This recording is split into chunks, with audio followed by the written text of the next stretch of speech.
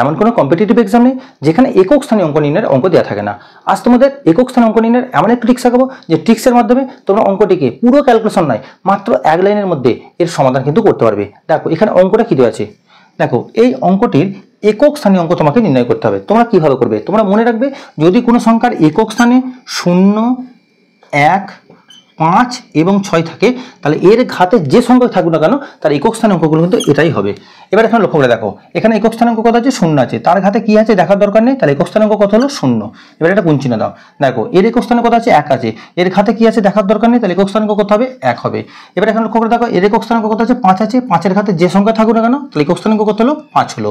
এবার লক্ষ্য করে দেখো এর একক স্থানে কত আছে, 4 আছে, যদি কোনো সংখ্যার একক স্থানে 0, 1, 5, 6 ছাড়া অন্য কোনো সংখ্যা থাকে তখন তোমরা কি করবে, এর ঘাতটা লাস্ট দুটো ডিজিটকে তোমরা কি করবে না 4 দিয়ে ভাগ করে নেবে।